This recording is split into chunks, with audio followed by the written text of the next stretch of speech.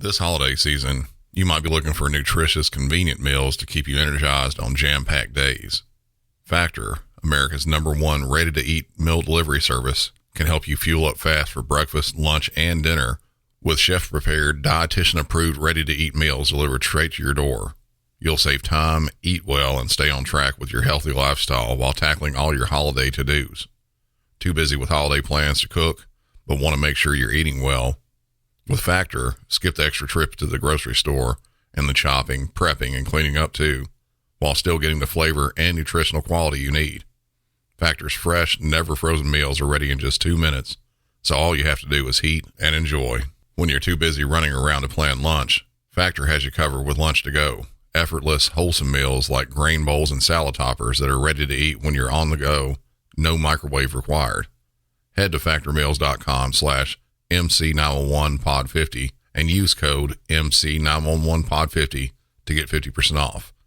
That's code MC911pod50 at factormeals.com/MC911pod50 to get 50% off.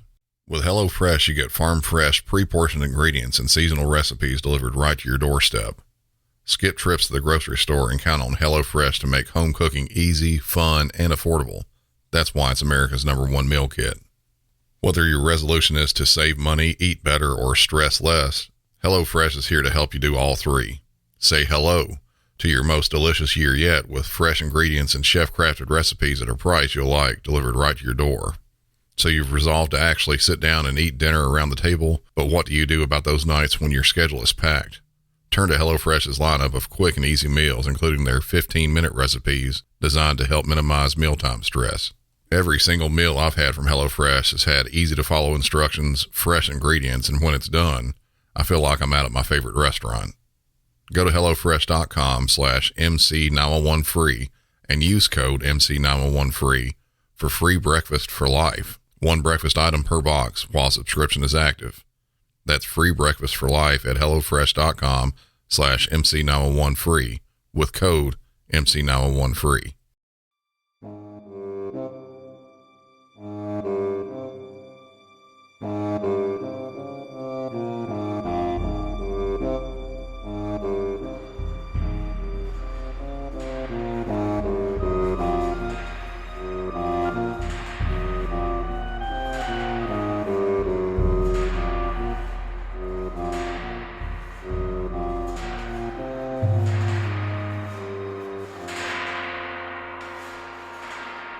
This one today, this is definitely some full-on craziness in so many ways.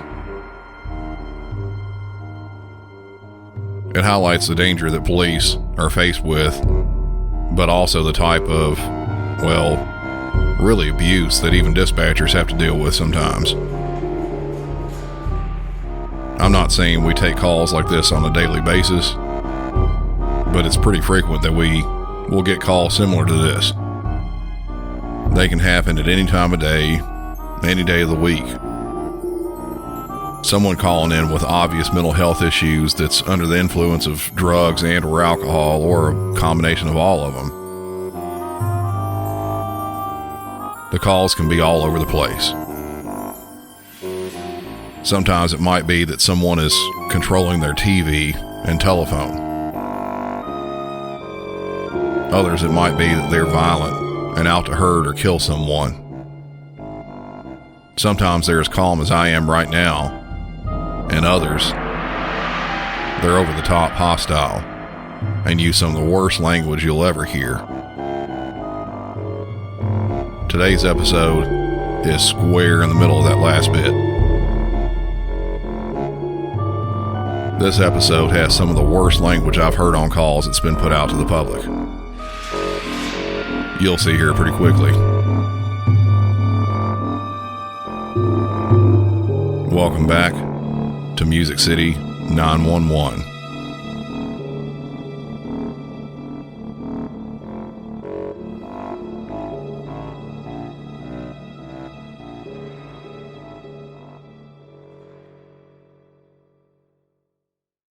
Before I get into this, I wanted to talk a bit about these calls.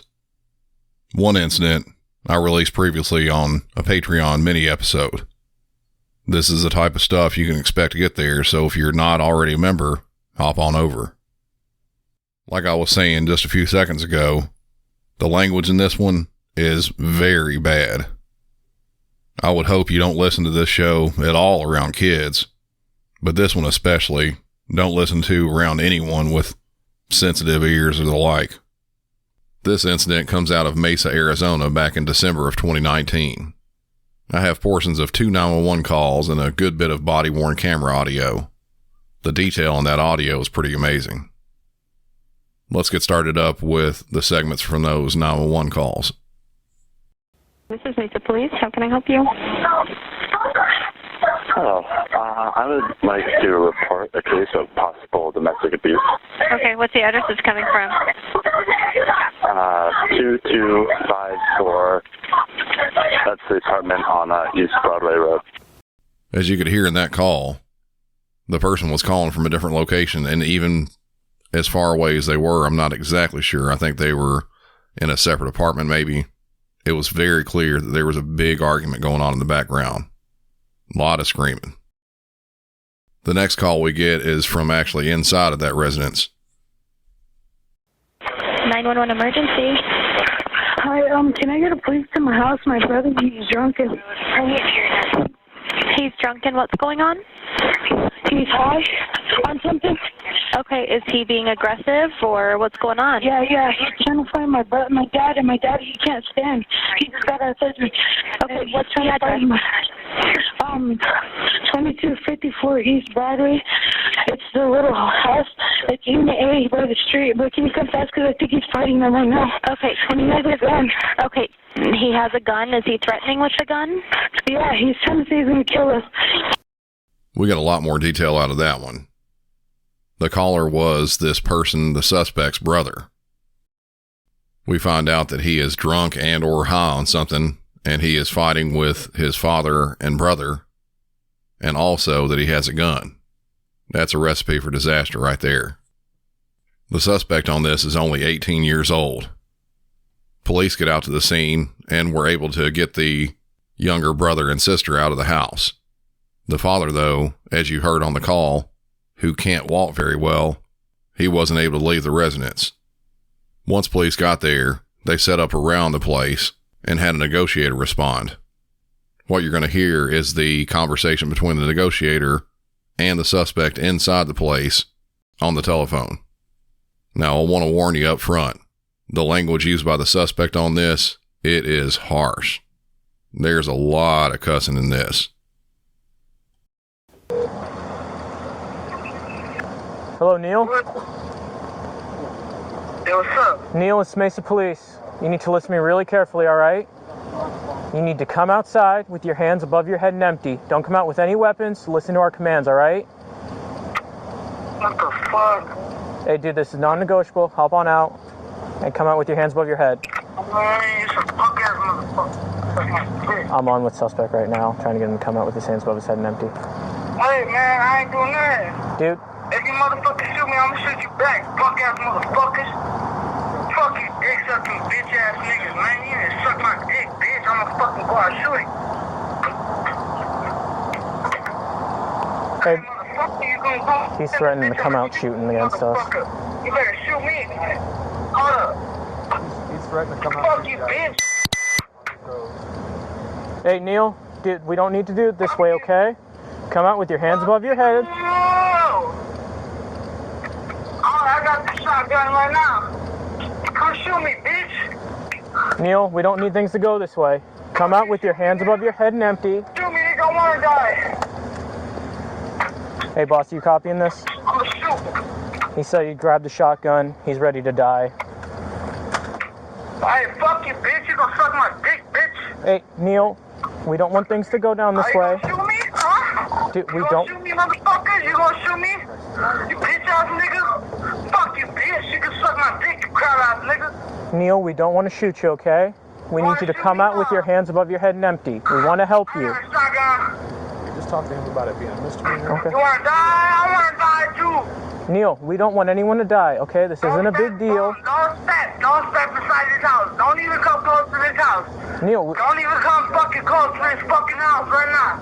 This house Do we know where Dad is right now? Dad's in the house. Hey, Dad's in the house, motherfucker. Yeah, he's damn right. Dad's in the house. he's claiming Dad's in the house and he's saying it's a hostage. He's not coming out. Yeah, motherfucker. I got a shotgun, 20 gauge. It's a 20 gauge shotgun. All right, Neil. Yeah, you wanna die? Now he's saying. Hey, man, we don't want Neil. We don't want anyone to die, man. Just I'll die. Neil, dude, we don't want that to happen, man. This isn't a big deal, okay? Hey, don't come inside. Neil, dude. Hey, don't come inside right now. Don't fucking come inside.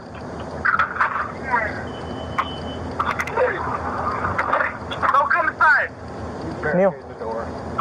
Don't come inside. come on out, man. We don't want to Don't make any come worse, dude. inside. It looks like Dad. Let me call my girl before I go in. Hey, Neil, I'll tell you what. Do that. Neil, if you come out with your hands with no weapon, I will let you call your girl. I promise you, man. I'm giving you my word. I'm calling my girl right now. You're going to call your girl? Back up. We're going to call verbal. Can I do that? Hey, just stay on the line with me, all right, man? Fuck you, motherfucker. Fucking bitch.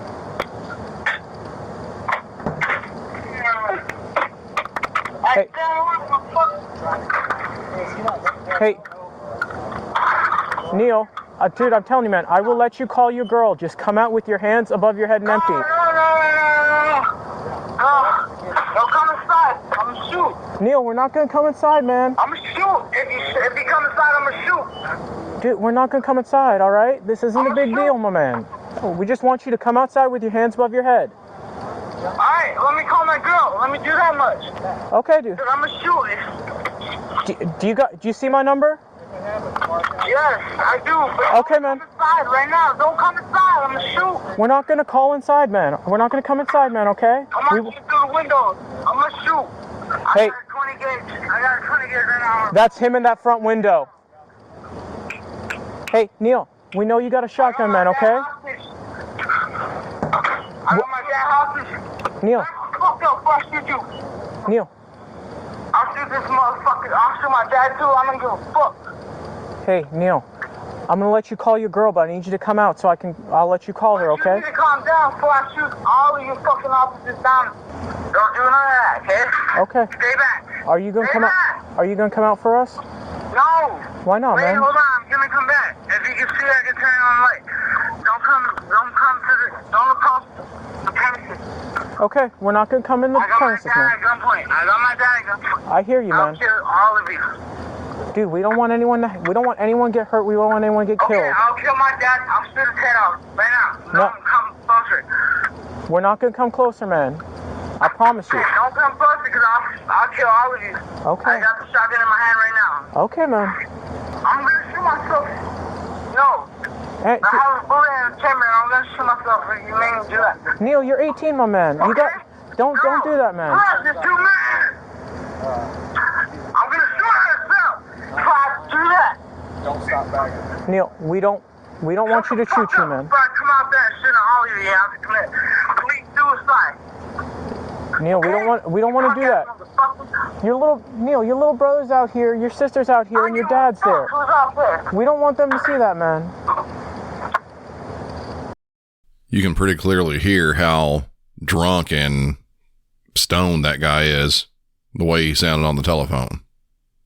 Some pretty sailor-worthy language on him, too.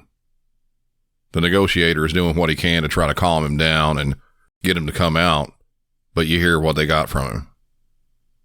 The negotiator was very calm. He had a calm voice, never got excited, and that's exactly what he should be doing. There towards the end of the call, you hear that he's in a window, the suspect is in a window, and officers can see him. At that point, a team rushed in and got his dad out of the house. The negotiation, if you want to call it that, it continues. I'm watching it and I know this shotgun, this 20 gauge shotgun is at least 100 yards. I know. 100 yards, so I'm Neil. gonna reach to one of you. Neil, I know you're there, man. We don't want that to happen. Don't fucking approach. We're not this fucking approaching, house, man. because I'm gonna shoot and kill one of these fucking officers. I'm gonna murder one of them. Okay, man. That's not what we want. That's not what we Tell want. him to come to the front Do window. not approach. So we can I'm look gonna at kill us. We're not somebody. approaching. He doesn't want to do that. He said if he comes to the front Are window, they he's going to trying start to kill shooting. me? No, dude, we don't want to kill you, man. We just want you to come out with your hands up. Can you do that for me? No. Why not, Man, man? hold up. I ain't talk to somebody. Hey, guys, he just hung up on me. At that point, as you heard, the suspect hung up.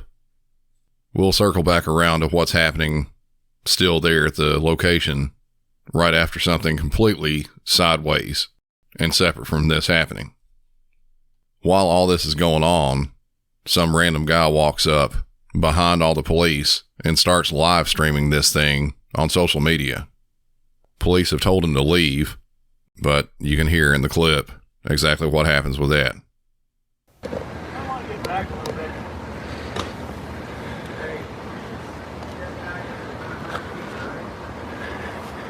You're not responsible for my safety.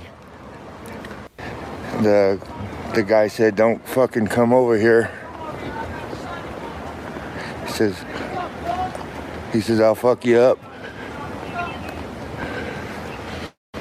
He's got a shotgun pointed right towards him. I said, you're not responsible for my safety. Now.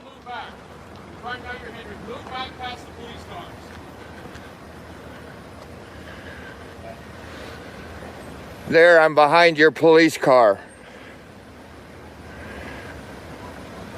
Now kiss my ass. Right there. The guy is right there in that window with the blinds open. He's got his head in the window. And he's telling them if they come in, he'll shoot them. So as I said before, police were trying to get this guy to move away for his safety. There's this crazy drunk guy who's inside of this place. He's got a gun. He said he'd shoot people, making threats. And then this guy is pretty close and wanting to video the whole thing. At one point, he said that he was pointing the gun directly at the police officers. At that point, he had not done that yet.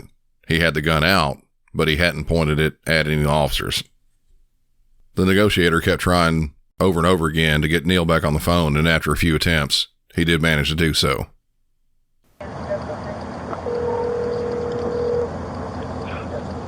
Yo. Hey, Neil. What's going on, man?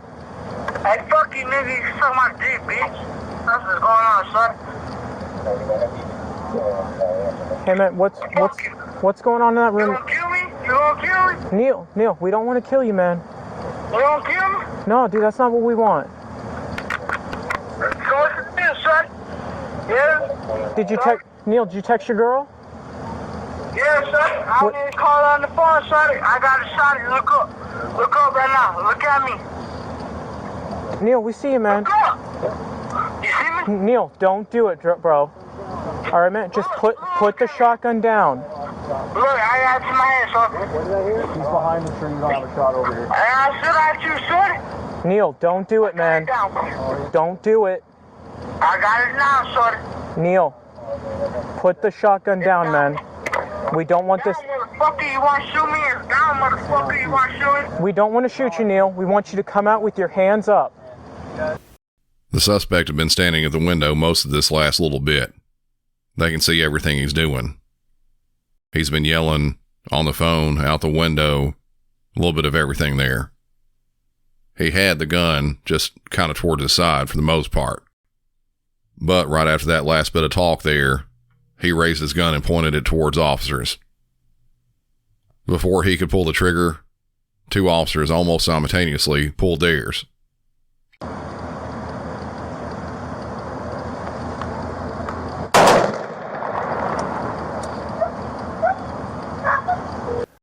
The live streamer caught the exact same thing on his video feed. Yes. Yeah, he does have a shotgun in the air. God damn, they just shot him. They just shot him. They got an ambulance coming.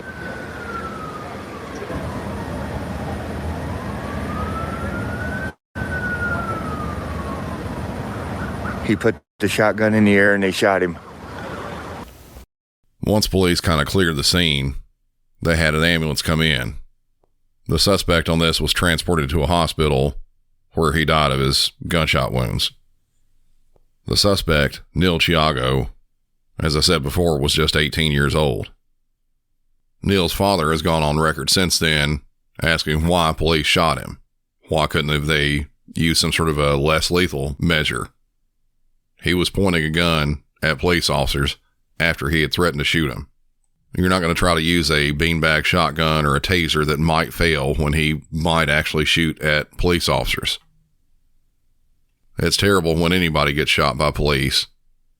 And I really hate that this 18-year-old was one of the ones that got shot. But at the same time, he sort of created the entire thing for himself. He didn't have to get drunk like that. Didn't have to get stoned. Didn't have to fight with his relatives. And he obviously didn't have to threaten to shoot his father and police. It's an unfortunate consequence for his own actions. But I hope that little insight into police negotiation was educational for everyone.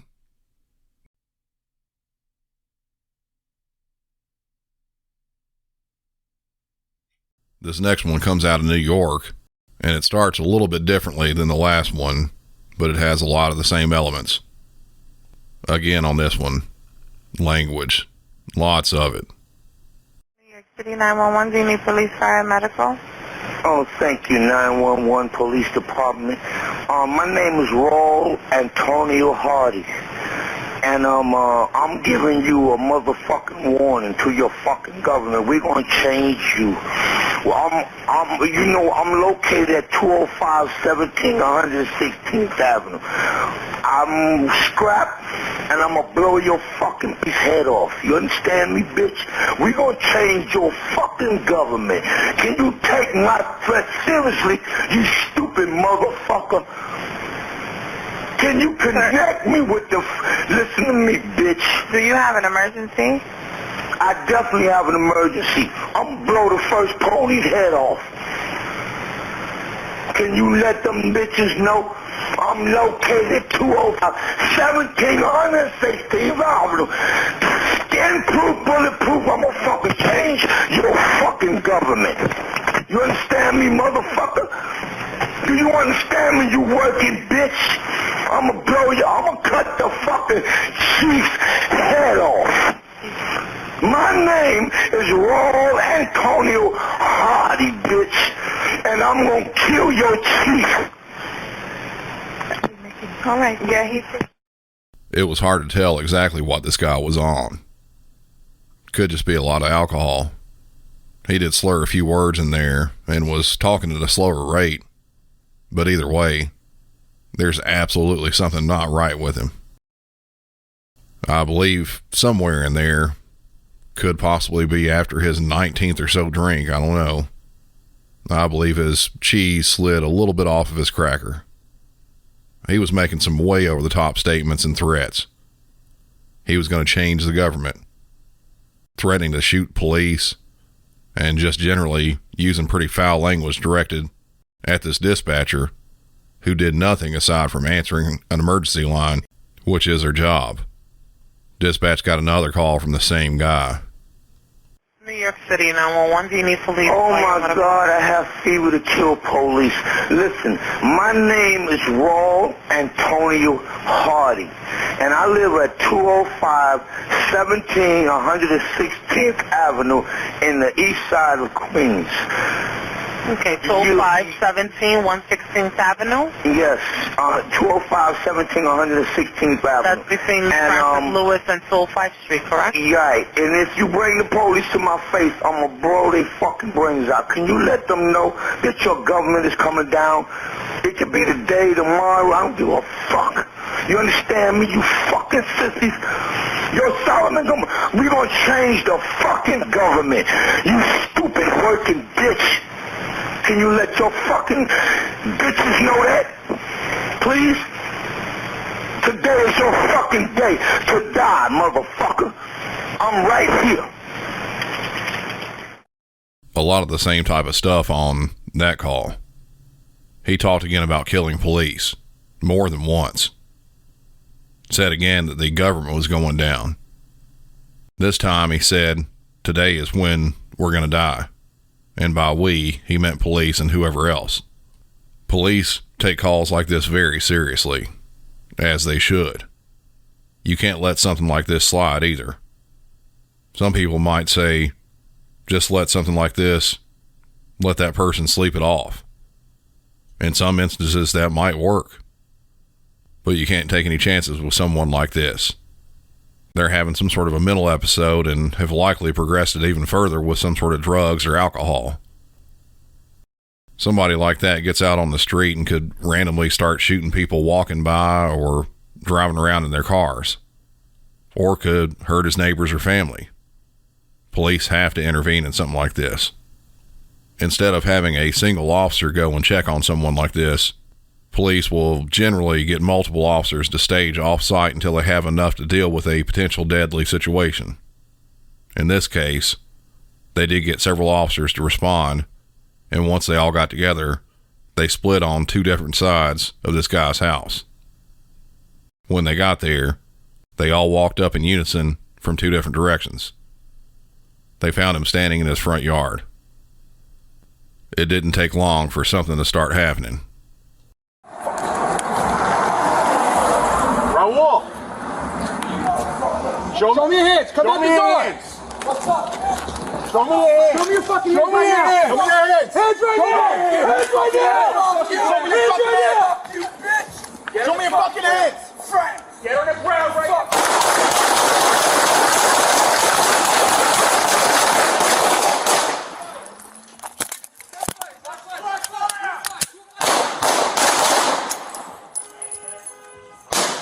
David, shot fire!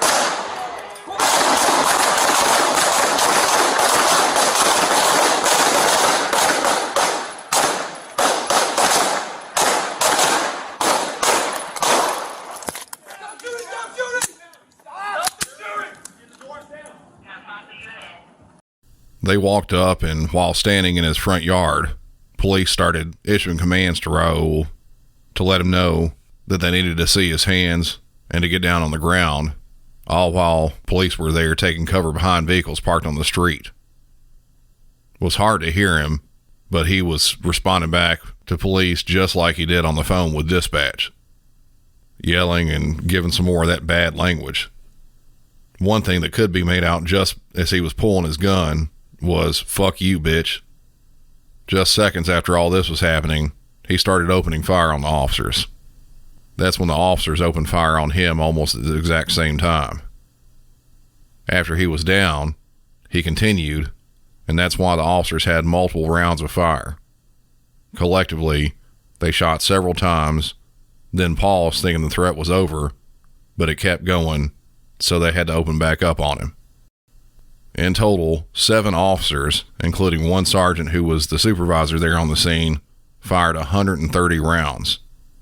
Most of them didn't connect with the target. They were all firing pistols from a range of, at minimum, what would be the equivalent of several car lengths, and some from across and down the street a bit. None of these were easy shots, especially with a pistol. After the shooting had stopped, they moved in and tried to render care to the downed suspect. He was given life-saving measures and then transported to a hospital where he later died. Raul Antonio Hardy was 60 years old. He had multiple prior domestic violence cases against him. I'm not sure what started all this for this incident, but I don't believe he saw it going down this way at all. Neighbors who knew him said his mother had recently passed away, and since then he started having some outbursts that were a lot of times violent. Again, unfortunate that it happened, but really he gave police no choice but to take him down like they did. That'll do it for this episode, but before I go, we're less than a week out from the True Crime Live event down in Georgia. There are still some tickets available, and if you're not familiar with it, it's going to be around a 3-hour event where we'll have an absolutely insane amount of podcasters down there talking true crime and having a good time in general. The list really is huge. Those that are going to be there are Murder, She Told, Pretend, Already Gone, True Crime Cases, Corpus Delicti, Our True Crime Podcast, Cults, Crimes, and Cabernet, True Consequences, Santa May Be a Criminal, Defense Diaries, Crime Lines, Southern Gothic, and recently added Mind Over Murder. Of course, I'll be there as well. There'll be plenty of time to hang out with all of us and get in some good chatting and such. I'm told the beverages there are pretty good too. It'll be at a place called Pinky's Up Beer and Wine, just north of Atlanta. It's a can't-miss event if you live there in the area, and even if you don't, hop on a plane and fly out. We have podcasters coming from as far away as New Mexico and Maine. A link for the tickets will be in the show notes. Of course, follow on all social media and continue to help out the show by sharing it with other true crime-loving friends you might have. Feel free to share it around on social media as well. You can tag me in the show in your post. And lastly, continue with giving the 5-star ratings and leaving a good review. I've been getting more of them lately, and I'm loving reading those. And who knows, yours might become a post for me on Instagram or Facebook. I'll see y'all down in Georgia on Saturday. Until then, for Music City 911, I'm Brandon, and y'all have a good one.